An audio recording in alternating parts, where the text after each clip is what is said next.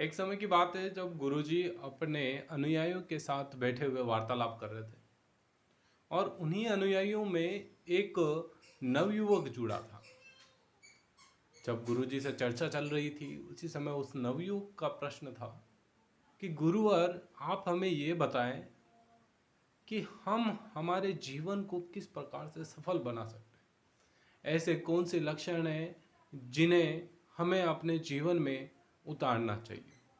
तो गुरुवर ने कहा कि आप सभी ने अपने अध्ययन काल में संस्कृत के कुछ श्लोकों को पढ़ा होगा जो हमारे विद्वानों ने लिखे हैं। उन्हीं में से एक श्लोक गुरुवर ने उन्हें बताया, काक चेष्टा बखो ध्यानम स्वान निंद्रा तथेव च अल्पाहारी गृह त्यागी विद्यार्थी पंचलक्षणम। मित्रों, हम सभी ने ये श्लोक अपने अध्ययन काल में जरूर पढ़ा है। इस श्लोक में विद्यार्थी के गुणों को दर्शाया गया, लेकिन गुरुवर ने कहा कि विद्यार्थी नहीं, प्रत्येक व्यक्ति के जीवन में इन 5 गुणों का होना बहुत ही आवश्यक है। तो उस नवयुवक ने प्रश्न पूछा, गुरुवर क्यों, कैसे? तो गुरुवर ने इस श्लोक की व्याख्या करते हुए समझाया, काक चेष्टा बको ध्यानम। आपने कौवे को देखा होगा। कौवा जब भी आता है और वो इतना सजग रहता है कि आप जैसे ही नीचे की ओर झुकते हैं वो अनुमान लगा लेता है कि पत्थर उठा के मेरे ऊपर फेंकने वाले हैं, और वो तुरंत उस स्थान को छोड़कर उड़ जाता है। तो काक चेष्टा, आपको जानने की इच्छा भी होनी चाहिए, लेकिन साथ ही साथ आपको सजग भी रहना पड़ेगा जिससे कि आपको कोई नुकसान ना हो। बको ध्यानम, बगुले के समान आपकी एकाग्रता होनी चाहिए। जब आप किसी लक्ष्य की ओर, या विद्यार्थी हैं, प्रतियोगी परीक्षा को प्राप्त करना चाह रहे हैं, अपने किसी लक्ष्य को आप प्राप्त करना चाह रहे हैं, तो आपकी एकाग्रता एकदम अपने लक्ष्य पर होनी चाहिए।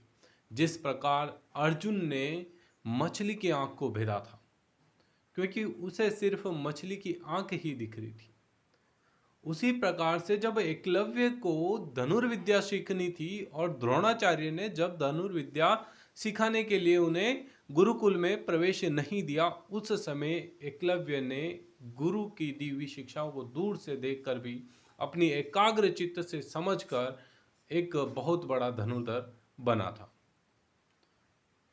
स्वान निंद्रा, तीसरे गुण के बारे में गुरुजी कहता है कि स्वान निंद्रा होनी चाहिए। स्वान निंद्रा से क्या तात्पर्य? आपको कभी भी आलस वाली निंद्रा में नहीं सोना है। आप नींद लें, कोई दिक्कत नहीं, लेकिन आलस्य नहीं होना चाहिए।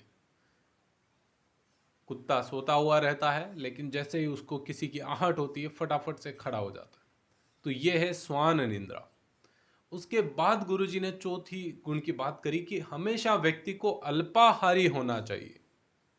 जितनी जरूरत है उतना ही आहार ग्रहण करना चाहिए। ज्यादा आहार ग्रहण करने से हमेशा व्यक्ति का शरीर बीमारियों का घर हो जाता है।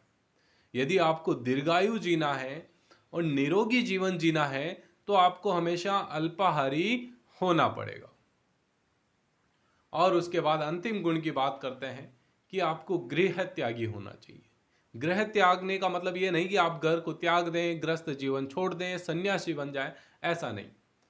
गुरुजी ये कहते हैं कि जब तक आप किसी भी कार्य में कार्यरत हैं तब तक आपका फोकस उसी कार्य पर रहना चाहिए। जैसे एक विद्यार्थी को शिक्षा ग्रहण करना है तो उसको घर के दूसरे का समस्याओं को छोड़कर केवल अपनी विद्या ग्रहण पर ही,